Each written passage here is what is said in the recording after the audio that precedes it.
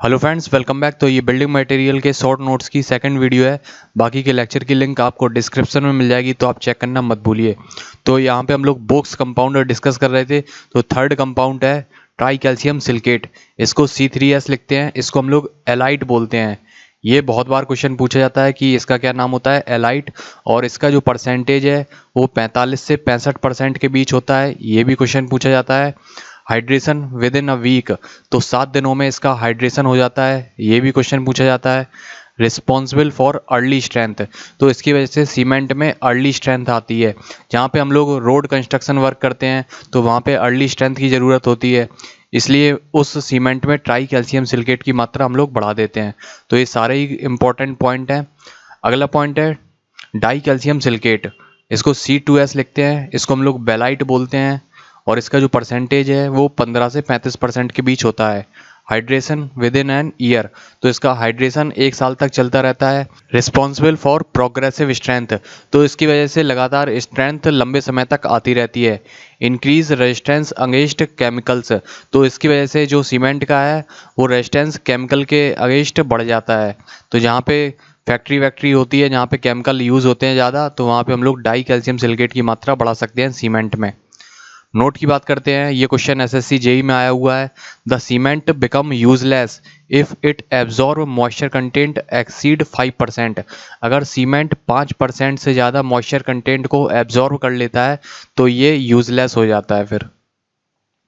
अगला पॉइंट भी SSC का क्वेश्चन है, wood and metal surface requires 3 coat of plastering.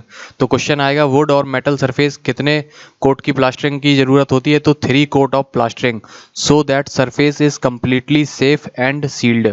जिसकी वजह से हम लोग अगर 3 कोट प्लास्टरिंग कर देंगे तो जो सरफेस है वो कम्प्लीटली सील्ड हो जाएगा और सेफ रहेगा फिर। अगला पॉइंट है फेरो सीमेंट। ये भी SSC JEE का क्वेश्चन है। It is a composite material composed of a mortar reinforced with light steel fabric. तो ये एक कंपोजिट मटेरियल होता है, इसमें हम लोग मोर्टार में एक लाइट स्टील फैब्रिक डाल देते हैं।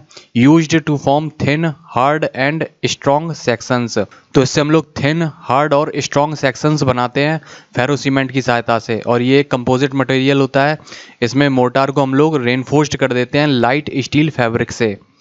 इसकी क्या प्रॉपर्टीज़ हैं, इम्परवियस नेचर का होता है, इसकी परमिलिटी 0 होती है, capacity to resist shock, no need to form work. तो हम लोग इसके सेक्शंस बनाते हैं तो फॉर्म वर्क की कोई ज़रूरत नहीं होती है। Strength per unit mass is high, तो इसकी स्ट्रेंथ भी ज़्यादा होती है। यहाँ से भी बहुत बार क्वेश्चन पूछे गए हैं रेट ऑफ हाइड्रेशन और हीट ऑफ हाइड्रेशन। तो सबसे पहले बात करते हैं रेट ऑफ हाइड्रेशन की। तो C4AF टेट्रा कैल्शियम एल्युमिनोफेराइड का रेट ऑफ हाइड्रेशन सबसे ज़्यादा होता है, फिर C3A का होता है, फिर C3S का, फिर C2S का। इसका जो हाइड्रेशन है वो 24 घंटे में हो जाता है, इसका भी हाइड्रेशन 24 घंटे में हो जाता है। इसको 1 सप्ताह लगता है, यानी 7 दिन लगते हैं, और इसका जो हाइड्रेशन है वो 1 साल तक चलता रहता है। अगला पॉइंट है हीट ऑफ हाइड्रेशन। तो जो ट्राई कैल्शियम एल्युमिनेट है इसकी हीट ऑफ हाइड्रेशन सबसे ज़्यादा होती है, फिर C3S का नंबर आता है, फिर C4AF, और फिर लास्ट में आके C2S। तो जो डाई कैल्शियम सिलिकेट है इसकी वजह से सबसे कम हीट निकलती है, इसलिए जहाँ पे हम लोग मास कंक्रीटिंग करते हैं तो वहाँ पे हम लोग डाई कैल्शियम सिलिकेट की मात्रा सीमेंट में बढ़ा देते हैं। अगला पॉइंट है C3S requires approximately 24% water, C2S requires approximately 21% of water by weight for hydration. तो हाइड्रेशन के लिए ट्राई कैल्शियम सिलिकेट को 24% वाटर चाहिए और डाई कैल्शियम सिलिकेट को 21% वाटर चाहिए। तो ये क्वेश्चन नहीं पूछा गया है। ये वाला पॉइंट है जो हमेशा पूछा जाता है, cement in total requires 23% water by weight for its complete hydration. तो सीमेंट के कंप्लीट हाइड्रेशन के लिए 23% पानी चाहिए है हम लोगों को। कंप्लीशन ऑफ केमिकल रिएक्शन, जो भी कंपाउंड है उनके बीच केमिकल रिएक्शन को कंप्लीट होने के लिए 23% पानी चाहिए। About 15% of water entrapped in the voids, so for complete hydration cement requires 38% water. जो 15% पानी है वो सीमेंट के वॉइड्स में चला जाता है, इसलिए टोटल हम लोगों को 38% पानी चाहिए होता है। तो इसमें से 15% वॉइड्स में चला जाएगा और 23% हाइड्रेशन के लिए उपयोग में आ जाएगा। तो ये क्वेश्चन बहुत बार पूछा गया है, इसको आप डायरेक्ट रट लीजिए, ये बहुत ही इंपॉर्टेंट है। अगला पॉइंट है फाइन ग्राइंडिंग इन ट्यूब मिल और बाल मिल। तो जो सीमेंट है उसको हम लोग ट्यूब मिल और बाल मिल में पीसते हैं। During grinding gypsum is added.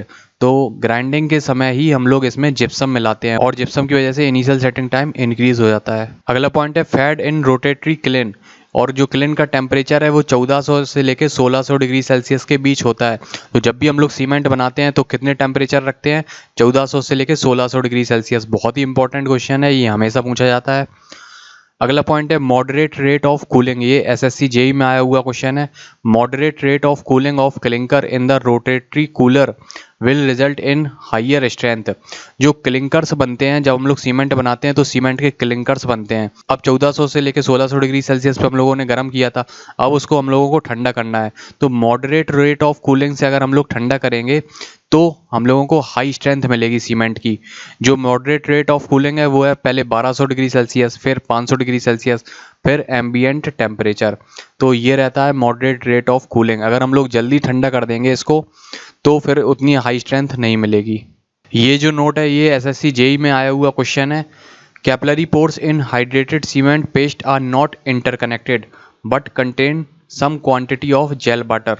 तो जो हाइड्रेटेड सीमेंट पेस्ट होता है इसमें जो कैपिलरी पोर्स होते हैं वो इंटरकनेक्टेड नहीं होते हैं, लेकिन इन पोर्स में कुछ ना कुछ क्वांटिटी में जेल वाटर होता है। तो आपको ये डायरेक्ट रट लेना है। वाटर रिक्वायर्ड पर बैग ऑफ सीमेंट इज। तो एक बैग सीमेंट के लिए कितना पानी चाहिए हम लोगों को? तो एक बैग सीमेंट का वेट होता है 50 किलोग्राम। तो 38% हम लोगों को पानी चाहिए रहता है। तो ये हो गया 0.38 इंटू 50 बराबर 19 किलोग्राम। तो 19 किलोग्राम हम लोगों को पानी चाहिए है 50 किलोग्राम सीमेंट के लिए। एक बैग सीमेंट के लिए हम लोगों को 19 किलोग्राम पानी चाहिए है। अगला पॉइंट है टेस्टिंग ऑफ सीमेंट। तो यहाँ से जो वैल्यू है वो डायरेक्ट पूछी जाती हैं। Size of cement less than 90 micron. तो जो सीमेंट का साइज है वो 90 माइक्रोन से कम होना चाहिए। स्पेसिफिक ग्रेविटी 3.15 होती है, ये भी इंपॉर्टेंट है बहुत। जो डेंसिटी है वो 1440 किलोग्राम पर मीटर क्यूब होती है, ये भी बहुत इंपॉर्टेंट है। अगला पॉइंट है if small amount of cement is thrown in bucket of water it should sink not float. तो अगर हम लोग सीमेंट का टेस्ट कर रहे हैं तो अगर हम लोग थोड़ा सा सीमेंट पानी से भरी बाल्टी में डालेंगे तो वो डूब जाना चाहिए, वो तैरना नहीं चाहिए। अगर वो डूब गया तो वो एक अच्छी क्वालिटी का सीमेंट है। अगला पॉइंट है स्ट्रेंथ टेस्ट हम लोग कैसे करते हैं। इसमें हम लोग एक ब्लॉक बनाते हैं जिसकी साइज ये रहती है 25 इंटू 25 इंटू 200 mm। तो ये एक ब्लॉक हो गया है, इसकी साइज ये 25 इंटू 25 और इसकी जो लेंथ है वो होती है 200 mm, ठीक है। और इसको सपोर्ट करते हैं 150 mm के सपोर्ट पे। तो यहाँ पे हम लोग ऐसे सपोर्ट कर देते हैं। इसकी जो लेंथ रहती है वो होती है 150 mm और ऊपर से हम लोग 340 न्यूटन का लोड लगाते हैं। 340 न्यूटन का लोड लगाते हैं। The sample should not show no sign of failure. तो 340 न्यूटन पे जो सैंपल है वो फेल नहीं होना चाहिए। तो ये इसका स्ट्रेंथ टेस्ट होता है। तो दोस्तों वीडियो पसंद आई हो तो लाइक कीजिए और अगर आपको ऐसी वीडियोस और चाहिए तो कमेंट करके ज़रूर बताइए, मैं सारी वीडियोस आपके लिए बना दूंगा। और डिस्क्रिप्शन को चेक करना मत भूलिए। मिलते हैं अगली वीडियो में। Thank you.